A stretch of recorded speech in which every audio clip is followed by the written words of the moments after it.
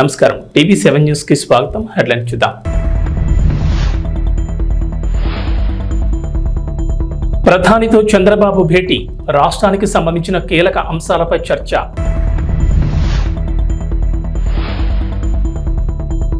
AP ప్రజలకు చంద్రబాబు సర్కార్ good news, ఈ నెల 8 నుంచి ఉచిత ఇసుక విధానం అమలు.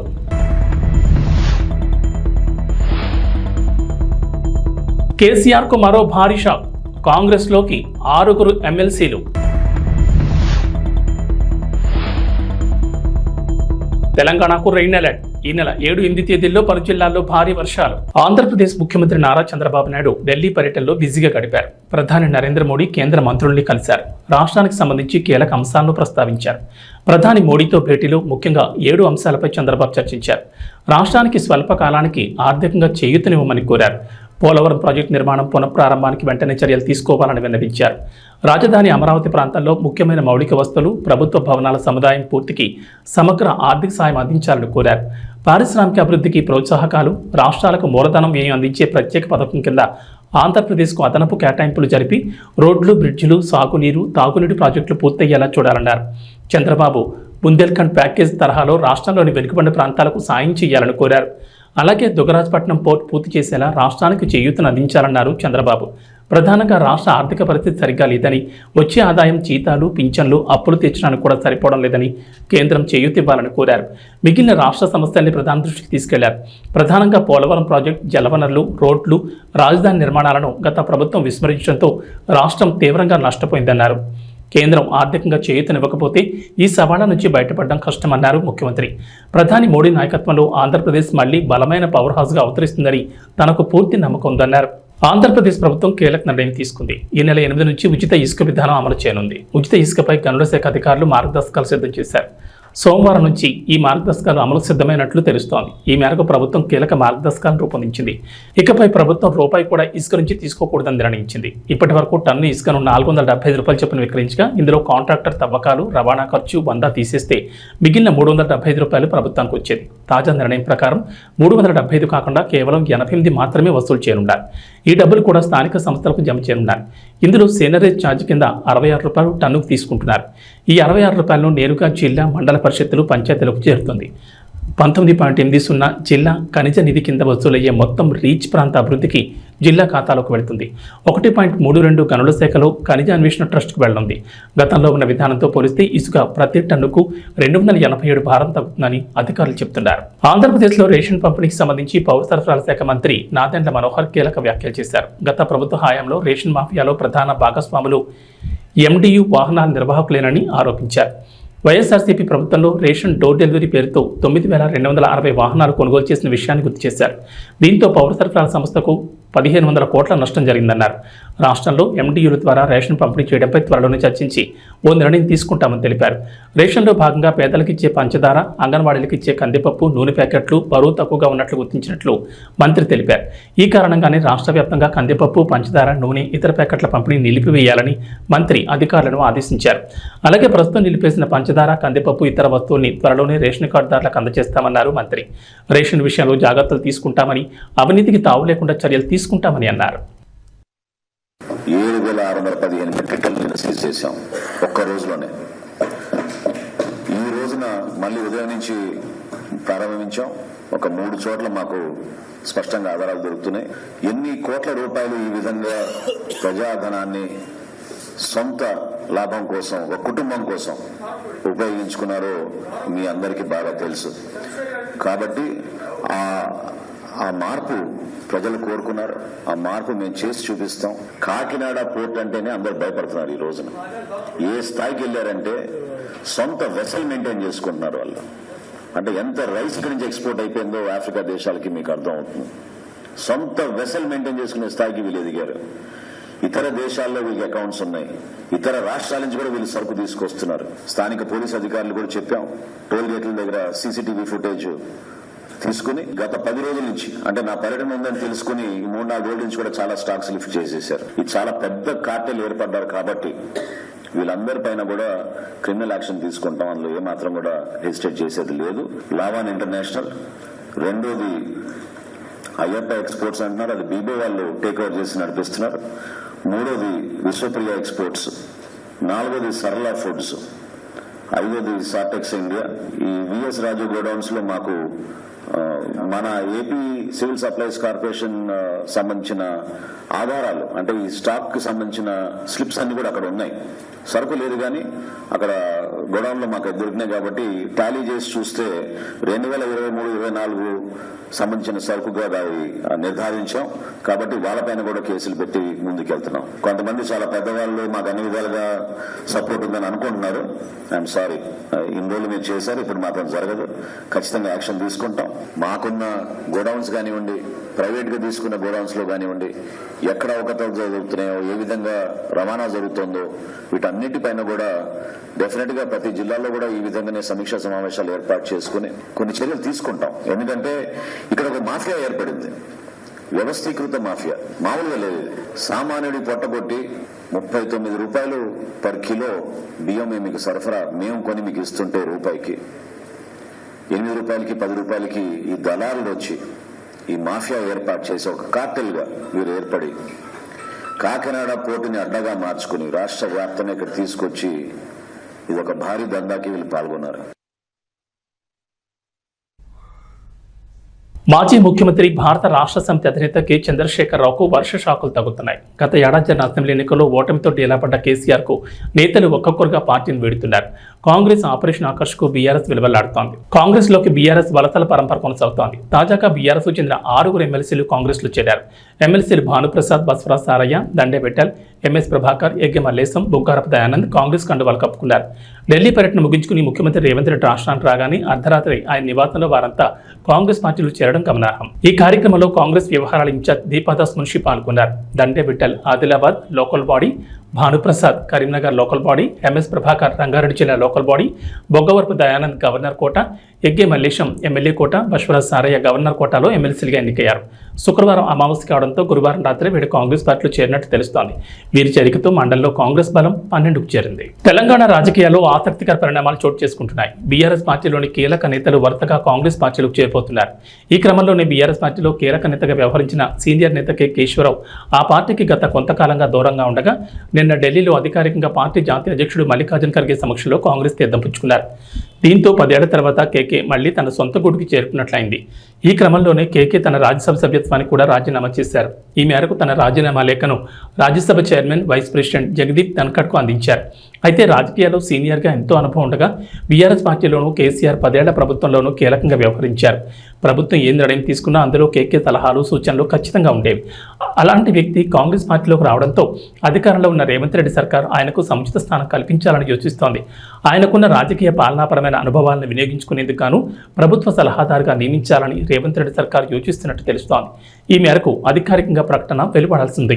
ఎన్నికలప్పుడు మాత్రమే రాజకీయాలని, ఆ తర్వాత పార్టీలకు అతీతంగా అభివృద్ధి కోసం పనిచేస్తామని, కేంద్రంతో సత్సంబంధాలు కొనసాగించాలనేదే తమ ఉద్దేశం అంటూ సీఎం రేవంత్ రెడ్డి తెలిపారు.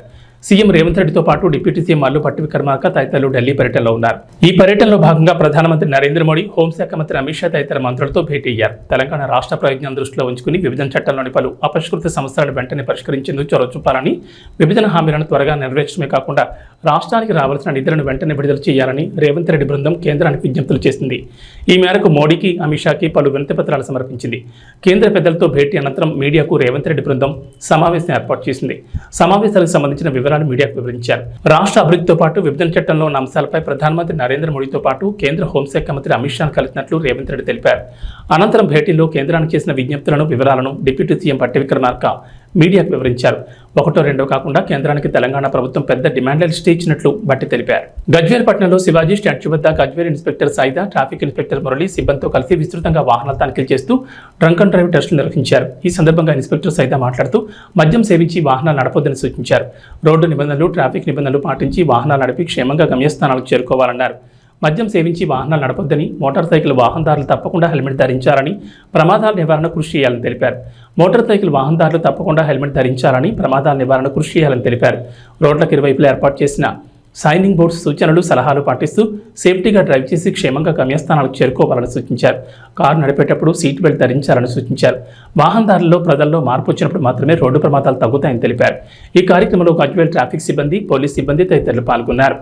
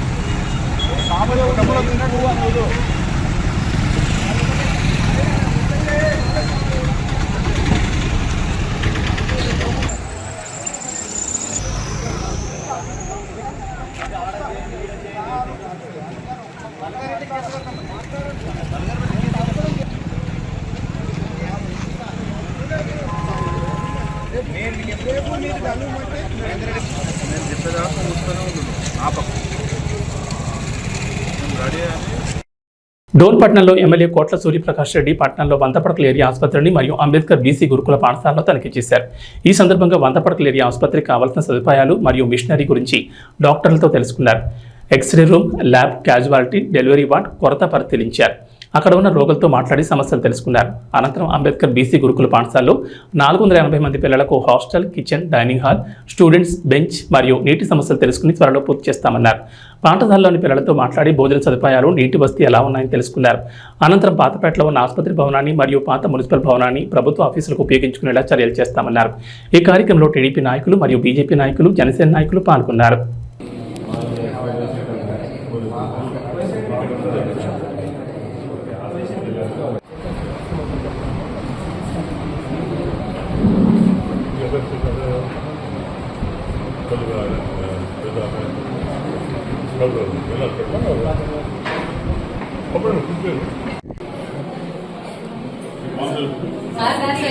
పచ్చడి ఇస్తాం సార్, ఒకసారి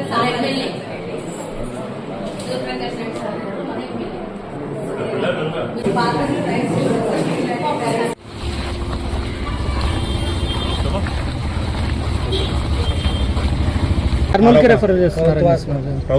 ప్రైవేట్ హాస్పిటల్కి ఇక్కడ నుంచి రెఫర్ చేస్తున్నారని ఆరోపణ, రోగుల ఆరోపణ. దాన్ని కనుక్కుందాం. వంట డీటెయిల్స్ కనుక్కోవాలి. ఇప్పుడు మేమంతా కూర్చొని మాట్లాడతారు. ఎందువల్ల రెఫర్ చేస్తున్నారు? షార్ట్ ఆఫ్ ఎక్విప్మెంటా, లేకపోతే షార్ట్ ఆఫ్ డాక్టర్సా, లేకపోతే రకరకాల అదే బెడ్ హాస్పిటల్గా బెడ్ రాలేదు. వాళ్ళ మినిమం ఫెసిలిటీస్ కావాలి. ఆపరేషన్ చేయాలా, లేకపోతే పేషెంట్స్ చూడాలంటే మినిమం ఫెసిలిటీస్ కావాలి. వాటర్ కానివ్వండి, రకరకాల పరిస్థితులు కానీ వాళ్ళు లేవుతాయి. వాళ్ళు చెప్తారు ఇక్కడ కంప్లీట్ కాలేదు, ఓన్లీ ఫస్ట్ ఫ్లోర్ కంప్లీట్ అయింది, సెకండ్ ఫ్లోర్ కంప్లీట్ కాలేదు. వాళ్ళు ఇబ్బంది అనుకున్నాయి. అవన్నీ కూడా డిస్కస్ చేసుకొని ఏం చేస్తే బాగుంటుంది, తొందరగా ప్రజలకు అందుబాటులో వచ్చే మార్గం చేయాలి.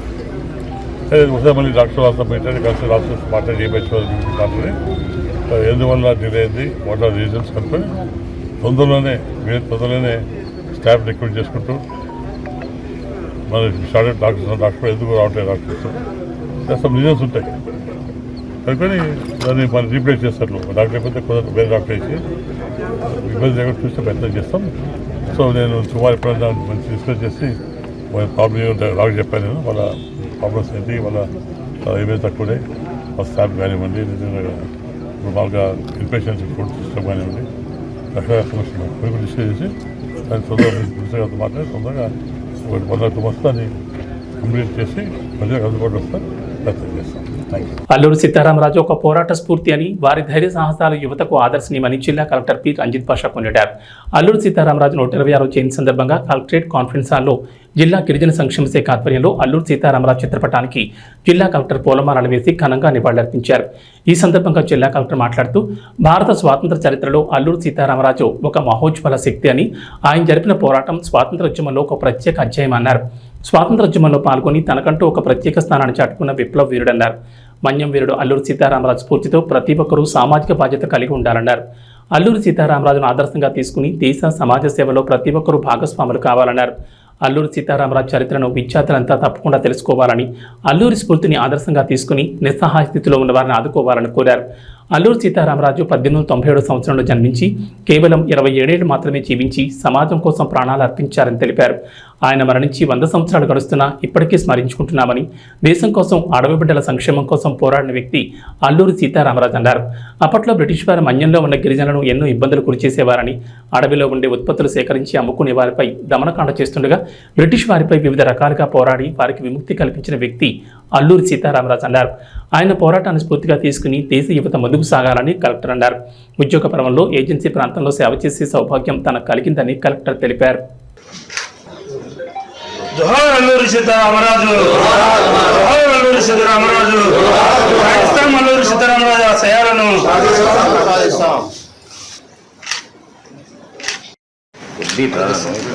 ఒక ఫోటో అల్లూరి సీతారామరాజు గారి జయంతి జరుపుకుంటున్నాం. 1997లో ఇదే రోజు ఆయన జన్మించడం జరిగింది. బాల్యం నుంచి కూడా ఉన్నత అనుభవాలు కలిగి, అలాగే దేశం కోసం చాలా చిన్న వయసులో ప్రాణాలు అర్పించి మనందరి కోసం, అంటే ఎస్పెషల్లీ మనకి ఉన్నటువంటి షెడ్యూల్ ఏరియా కావచ్చు, అలాగే రంప అంటే రంప ఏరియా అంటాం. సో ఆ ఏరియాలంతా కూడా అక్కడ ఉన్నటువంటి చాలా విభిన్న ట్రైబల్స్ కోసం ఎంతో కృషి చేసి ధైర్యంగా బ్రిటిషర్స్ వాళ్ళందరూ కూడా ఎదుర్కొని అక్కడ రంప తిరుగుబాటును ఏర్పాటు చేయడమే కాకుండా ట్రైబల్స్లో అప్పుడు ఉన్నటువంటి ప్రజల్లో చాలా వరకు ప్రభుత్వం యొక్క విరాగాలు కావచ్చు అప్పట్లో. సో వాటిని ఎలాగైతే వాటిని ఎదుర్కోవాలి, సో వాళ్ళకి ప్రాపర్గా ట్రైనింగ్ ఇవ్వడం, వాళ్ళందరికీ కూడా విద్యలో వాళ్ళందరికీ కూడా ట్రైనింగ్స్ ఇవ్వడం, సో ఒక తిరుగుబాటు విప్లవాన్ని అక్కడ తీసుకురావడం. సో దాని ద్వారా మీకు తెలుసు ఆ ఫర్దర్ స్టెప్స్ ఎలా జరిగాయో మనకి నేషనల్ మూమెంట్లో. సో ఆ తర్వాత ఇప్పటికీ కూడా మనం 8 సంవత్సరాల తర్వాత కూడా ఒక వ్యక్తిని మనం గుర్తుపెట్టుకొని మరి ఆయన గురించి మాట్లాడుతూ ఆయన మళ్ళీ సరే స్మరించుకుంటున్నామంటే ఆయన చేసిన మంచి విషయాలు మనందరికీ, ఆయన చేసినటువంటి అప్పుడు అంత ధీరోదాత్తంగా ఆయన పోరాడినటువంటి ఆ విలువలు కావచ్చు, ఆయన దేనికోసమైతే ఆ విప్లవాన్ని స్టార్ట్ చేశారో, దేనికోసమైతే ప్రాణాలు లెక్క చేయకుండా ఎదురుండి పోరాడారో, దాన్ని ఆ విలువల్ని, ఆ భావాల్ని, ఆ యొక్క ఏవైతే ఆశయాలు ఉన్నాయో అవన్నీ కూడా మనం ఇప్పటికీ కూడా ఇంకా మనకి చాలా చోట్ల ఇంకా వెనుకబడినటువంటి వాళ్ళు ఉన్నారు. సో వాళ్ళందరినీ కూడా మనం పైకి తీసుకురావాలి. ఎస్పెషల్లీ షెడ్యూల్ ఏరియాకి సంబంధించి నేను కమిషనర్ డెవలపర్గా ఉన్నప్పుడు కొన్ని యాక్టివిటీస్ చేయడం జరిగింది. అలాగే ఇక్కడ కూడా కొన్ని యాక్టివిటీస్ మనం చేయడం జరిగింది. సో ఎక్కడన్నా కూడా సో మనం ఒకసారి మళ్ళీ అభిప్రాయం దగ్గర స్మరించుకుంటూ ఆయన ఆశయాలకి మళ్ళీ ఒకసారి అందరం కూడా మనం గుర్తు చేసుకుంటూ మళ్ళీ మనం సాధనకి ఆశయాల సాధనకి మనందరం కూడా ఉన్నంకితం కావాలని చెప్పేసి కల్కి 2898 చిత్రం ఓవైపు కాతుల వర్షం కురిపిస్తూనే మరోవైపు రికార్డులను తిరగరాస్తోంది. ప్రభాస్ ప్రధాన పాత్రలో నటించిన ఈ చిత్రాన్ని అద్భుతంగా తెరకెక్కించారు డైరెక్టర్ నాగ్ అశ్విన్. ఇక లెజెండరీ నటులు అమితాబ్ బచ్చన్, కమల్ హాసన్ ఇందులో కీలక పాత్రలు నటించారు. మొత్తానికి కల్కితో తిరిగి ఫామ్లోకి వచ్చిన ప్రభాస్కి తన పెద్దమ్మ కృష్ణరాజ్ భార్య శ్యామలాదేవి ఓ రిక్వెస్ట్ చేశారట. మన్యం వీరుడు అల్లూరి సీతారామరాజు జీవితంపై ఓ సినిమా చేయమని ప్రభాస్ను కోరతానని ఆమె అన్నారు. హైదరాబాద్ ట్యాంక్ బండ్ వద్ద క్షత్రియ సేవాసం నిర్వహించిన అల్లూరి సీతారామరాజు 127వ జయంతి వేడుకలో శ్యామలాదేవి పాల్గొన్నారు. ఈ సందర్భంగా మీడియాతో మాట్లాడుతూ ఈ స్టేట్మెంట్ ఇచ్చారు. అల్లూరి సీతారామరాజు పాత్రను కృష్ణరాజు గారు చేద్దామనుకున్నారు. ఆయన నా పాత్రలో చూడాలని మా అందరి కోరిక. కానీ ఆ తర్వాత కృష్ణ గారు చేశారు. చాలా మంచి సినిమా, పెద్ద హిట్ అయింది. ఇప్పుడు ఇన్ని సంవత్సరాల తర్వాత ఆ క్యారెక్టర్లో ప్రభాస్ను చూడాలని అభిమానుల కోరిక. వారి విన్నపాన్ని నేను బాబుకు విన్నవిస్తాను. ఆ క్యారెక్టర్కు ఏమాత్రం అవకాశం ఉన్నా ప్రభాస్ని చేయమని కోరుతాను. ప్రభాస్ని ఈ పాత్రలో చూస్తే సీతారామరాజు మళ్లీ పుట్టినట్లుగా అనిపిస్తుందని అభిమానులు అంటున్నారు. అది కూడా నేను ప్రభాస్ చెప్తానంటూ శ్యామలాదేవి అన్నారు. సీతక్క గారికి కూడా మా మాట మన్నించి వచ్చినందుకు ఆవిడకి కూడా మా ధన్యవాదములు. ఇంకో విషయం ఏంటంటే కమిటీ వారు అందరూ ఒకటి కోరారు. ఇప్పుడు కృష్ణరాజు గారు చేద్దాం అనుకున్నారు. ఆయన ఆ క్యారెక్టర్లో చూడాలని మా అందరి కోరిక. అలాగే తర్వాత కృష్ణ గారు చేశారు. చాలా మంచి మూవీ, ఎంతో హిట్ అయింది. ఎన్నో సంవత్సరాలు అయిపోయాక ఇప్పుడు ఆ క్యారెక్టర్లో ఒకసారి రిపీట్ అయ్యి మా ప్రభాస్ గారిని చూడాలని వాళ్ళందరూ కోరిక. వాళ్ళందరూ విన్నపం నేను బాబుకు వినిపిస్తాను. ఆ క్యారెక్టర్ ఏమాత్రం అవకాశం ఉన్నా ప్రభాస్ గారిని చేయమని కోరుతాం. మళ్ళీ ఇంకో సీతారామరాజు మళ్ళీ పుట్టాడు అని అనిపించేలాగా మాకు ఆ ప్రభాస్ గారిని చూస్తే అనిపిస్తుందని నాగరాజు గారు, మా నాగరాజు గారు వీళ్ళందరూ చెప్పడం జరిగింది. అది కూడా నేను బాబుకి తెలియజేస్తాను. ఈరోజు అల్లూరి సీతారామరాజు గారి గురించి ప్రతి ఒక్కరూ గర్వించదగ్గ మహానుభావుడు, మన్యం వీరుడు. T20 ప్రపంచ కప్ కైవసం చేసుకుని భారత గడ్డపై అడుగుపెట్టిన టీమిండియాకు ఘన స్వాగతం లభించింది. గురువారం మొత్తం టీమిండియా ప్లేయర్లు సంబరాల్లో మునిగిపోయారు. ఫ్యాన్స్ను ఉత్సాహపరుస్తూ గడిపారు. బార్బడోస్ నుంచి 15 గంటల ప్రయాణం తర్వాత టీమిండియా ప్రత్యేక విమానంలో ఢిల్లీలో ల్యాండ్ అయింది. అనంతరం హోటల్లో ఫ్రెష్ అప్ అయి ప్రధానమంత్రి నరేంద్ర మోడీతో భేటీ అయ్యారు. అంతకుముందు హోటల్ వద్ద బ్యాండ్ శబ్దాలకు డాన్సులు చేశారు. ఆ తర్వాత భారత క్రికెట్ ప్లేయర్లు ముంబైలో అడుగుపెట్టారు. ప్రపంచ కప్ గెలిచి తొలిసారి ముంబై గడ్డపై అడుగుపెట్టి టీమిండియాకు అపూర్వ స్వాగతం లభించింది. వారు ప్రయాణించిన విమానానికి 2 వైపుల నుంచి వాటర్ ఇంజన్లతో నీరు గుమ్మరించి వెల్కమ్ చెప్పారు. విజయోత్సవ ర్యాలీ సాగిన మెరైన్ డ్రైవ్ రోడ్ జనసంద్రాన్ని కల్పించగా అనంతరం వాంకడేలో ఏర్పాటు చేసిన కార్యక్రమంలో టీమిండియా ప్లేయర్లు భావోద్వేగానికి గురయ్యారు. ఇక వాతావరణ విషయానికి వస్తే రాష్ట్రంలో నైరుతి రుతుపవనాలు చురుగ్గా మారినట్లు వాతావరణ శాఖ తెలిపింది. జూలై 7-8 తేదీల్లో భారీ వర్షాలు కురిసే అవకాశం ఉందని ఐఎండీ అంచనా వేస్తుంది. జూలై 7న ఆదివారం భద్రాద్రి కొత్తగూడెం, ఖమ్మం, నల్గొండ, సూర్యాపేట, నాగర్ కర్నూలు, వనపర్తి జిల్లాలోను, జూలై 8 సోమవారం మంచిర్యాల, కరీంనగర్, పెద్దపల్లి, జయశంకర్ భూపాలపల్లి, ములుగు, మహబూబాబాద్, వరంగల్, హనుమకొండ, జనగాం జిల్లాలో భారీ వర్షాలు కురుస్తాయని పేర్కొంది. వీటితో పాటు ఇతర జిల్లాల్లోనూ ఎదురుగాలుతో కూడిన మోస్తరు వర్షాలు పడే అవకాశాలున్నాయని చెప్పింది. అటు గురువారం ఉదయం నుంచి శుక్రవారం ఉదయం వరకు పలు ప్రాంతాల్లో తేలికపాటి వర్షాలు నమోదయ్యాయి. యాదాద్రి, సూర్యాపేట, ఖమ్మంతో పాటు పలు చోట్ల ఓ మోస్తరు వర్షాలు కురిశాయి. శుక్రవారం రాత్రి హైదరాబాద్ నగర శివార్లోని ఎల్బీ నగర్, వనస్థలిపురం, హయత్ నగర్, పహాడీ షరీఫ్, తుక్కుగూడ, పాలానగర్, బిఎన్ రెడ్డి నగర్లో మోస్తరు జల్లులు పడ్డాయి. నైరుతి రుతుపవనాల తోడు ఉపరితల గాలులు వీస్తున్నాయని గురువారం నుంచి 5 రోజుల పాటు తేలికపాటి నుంచి ఓ మోస్తరు వర్షాలు కురిసే అవకాశం ఉన్నట్లు ఇప్పటికీ ఐఎండీ అంచనా వేసింది. ఏవీ బులెటిన్ విశేషాలు. నమస్కారం.